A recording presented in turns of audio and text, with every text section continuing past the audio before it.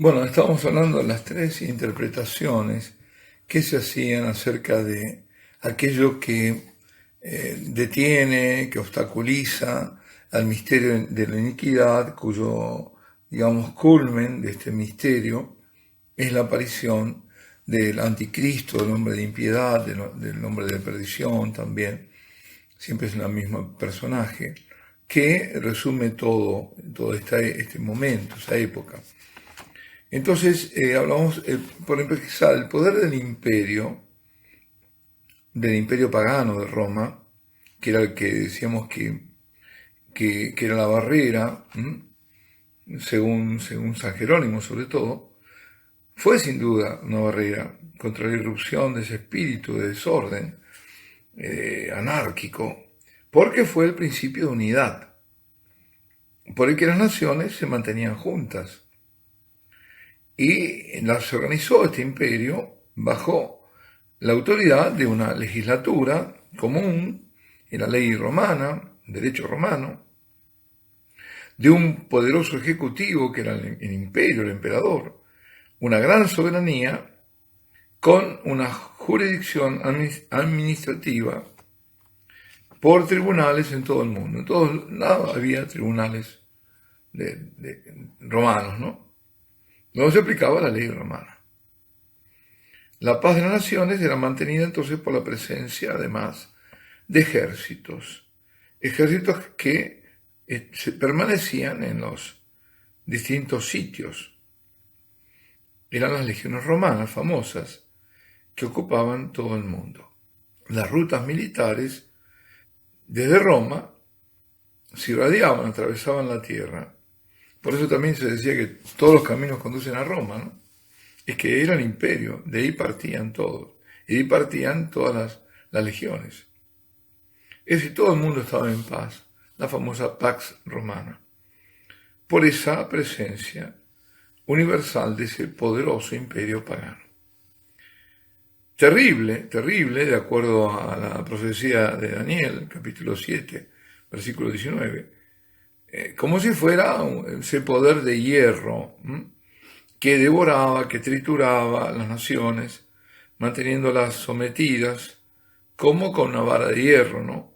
Dando paz al mundo así. Ciertamente que mientras mantuvo su fuerza, este imperio le fue imposible a este principio de desorden, esta revuelta, la apostasía, ¿no? La revolución, imponerse. Por lo tanto, en esos primeros cristianos, digamos, tenían razón en su interpretación que la oposición al espíritu anárquico, al espíritu de ilegalidad, era el espíritu de orden, de gobierno, de autoridad, de justicia, esa justicia de hierro que gobernaba las naciones. Así que hay por eso decía que todos son ciertos y se complementan. Pero además, no fue el imperio solo Roma, sino el reino de Dios que descendió a toda la tierra. Desde Pentecostés, ese reino se extendió por todo el imperio con una autoridad mayor que la de Roma. Y a esto era cuando me refería en un audio anterior, cuando decía cómo el reino de Dios estaba actuando inadvertidamente en el mundo. Y sigue actuando inadvertidamente en el mundo. San León decía, a propósito de cómo la gracia, la providencia de Dios obra por medio de los acontecimientos y en los acontecimientos, decía esto textualmente, que el efecto de esa gracia innegable pudo ser difundida por todo el mundo.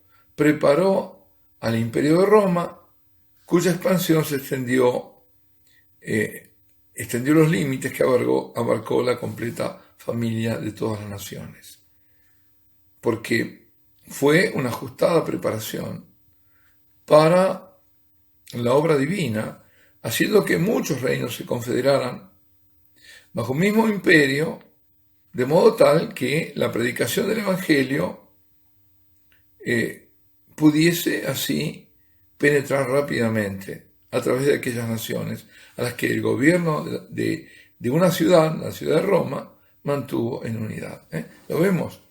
Es decir, es la providencia divina, porque hay todo un imperio que está todo unificado y que permite entonces que el Evangelio, el anuncio de salvación, se desparrame desde Roma a todo el mundo.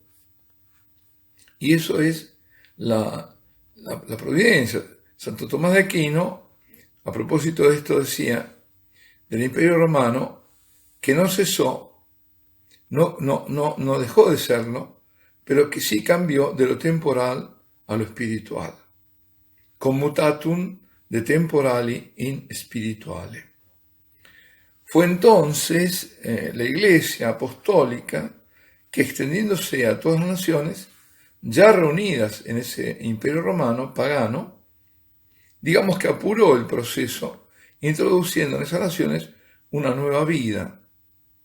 Es la Iglesia apostólica la que penetró con un nuevo principio de orden, distinto al principio de orden romano, con un nuevo espíritu de unidad, consagrando y transfigurando la unidad de las fuerzas materiales por las que habían sido puestos juntos.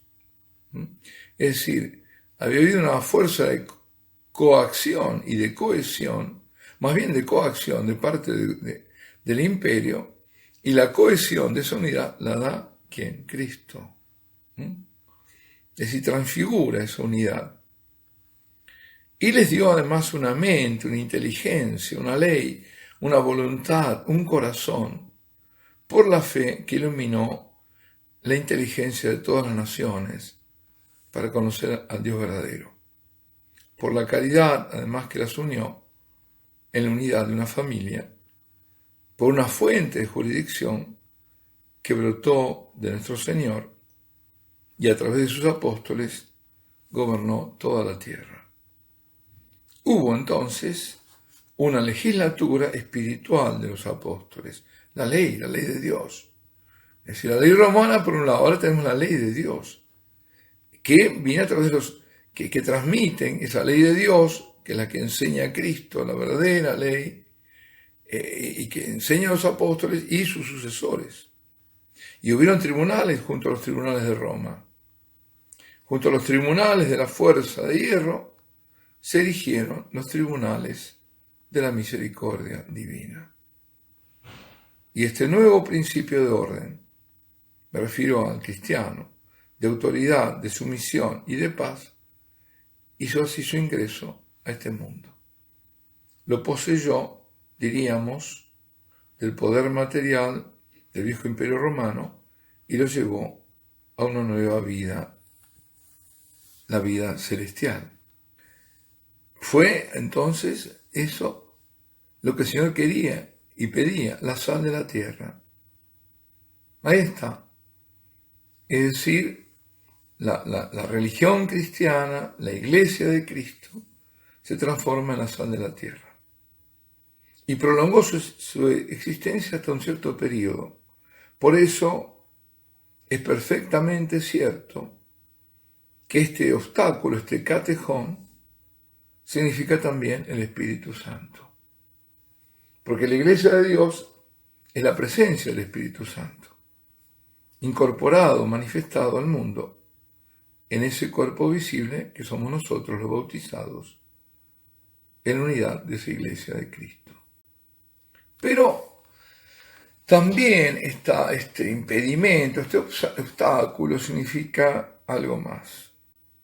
De acuerdo a este punto que estuvimos viendo, las tres interpretaciones dadas por los padres de qué o quién es el obstáculo, el catejón, el que impide la completa manifestación del misterio de iniquidad personificado, como decía el anticristo.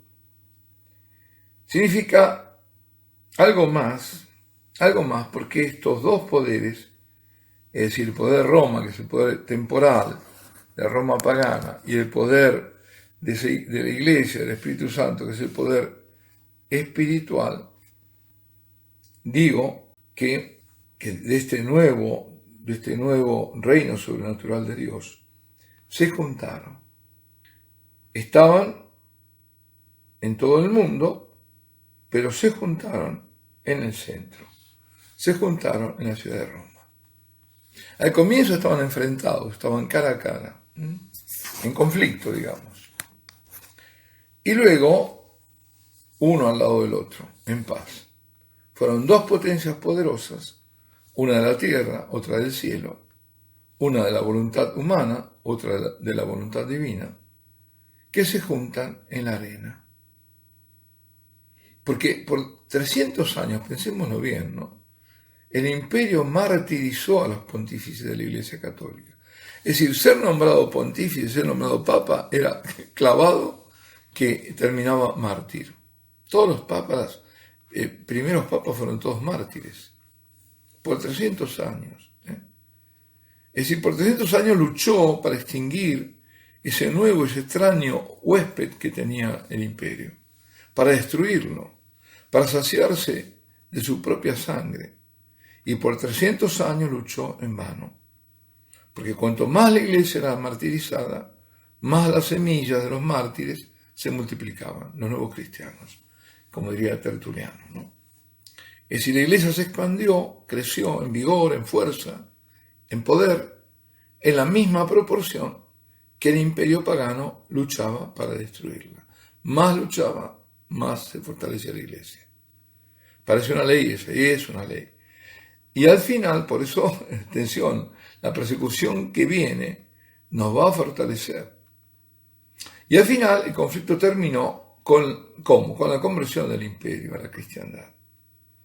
Y por lo tanto, la entronización de la Iglesia de Dios en una supremacía sobre los poderes de todo el mundo. Entonces, ahí el derecho tuvo poder y supremacía sobre la fuerza. Y la autoridad de Dios prevaleció sobre la del hombre. Y los dos poderes se fusionaron y se volvieron una gran autoridad. El emperador, reinando desde su trono, dentro de la esfera de su jurisdicción terrenal, y el sumo pontífice, reinando desde un trono de más alta soberanía sobre las naciones del mundo. Hasta que Dios, en su providencia, quitó el imperio de Roma y lo plantó o lo trasplantó en las playas del Bósforo. Es decir, cuando en el siglo V termina el último emperador romano, no es Rómulo Augusto, no es sucedido por ninguno, y florece Constantinopla. Partió al este y dejó a Roma sin un soberano. Y Roma desde ese momento nunca tuvo, viviendo dentro de sus murallas, una soberanía temporal. Y aquella soberanía temporal, por la ley de la providencia, fue delegada al final en la persona del vicario de Cristo. Por cierto, es verdad que en los 3 siglos que van desde la conversión de Constantino hasta San Gregorio Magno, la turbulencia y el desorden, la invasión, la guerra, que afligieron a Roma y a toda Italia, el poder temporal del sumo pontífice estaba solo en su comienzo, pero hacia el siglo VII se estableció firmemente, y no antes, fue ese poder material del vicario de Cristo como soberano temporal sobre la ciudad donde habitaba, donde moraba. Así ahí comienza también un poder temporal. Y ahí comienza a crearse por Europa el orden de la civilización cristiana. Es decir, los imperios, las monarquías cristianas, que confederadas mantienen la paz y el orden en el mundo. Es decir, lo que nosotros hemos llamado la cristiandad, la gran familia de naciones cristianas, de razas cristianas, organizadas y tejidas juntos con sus príncipes, sus legislaturas, por la ley internacional además, por los mutuos contratos, los tratados, la diplomacia. Todos se ligaron, se unieron en un cuerpo compacto, y esa fue la seguridad del mundo contra el desorden, contra las turbulencias, contra la anarquía. Es decir, aquí tenemos, en esta síntesis, dónde está en este momento, hasta ese momento de la historia, lo que podemos decir establecido, ese catejón, ese impedimento, esa barrera a la manifestación del desorden, de la anarquía demoníaca, digamos. Bueno, aquí dejamos. Alabado sea Jesucristo, sea por siempre bendito y alabado.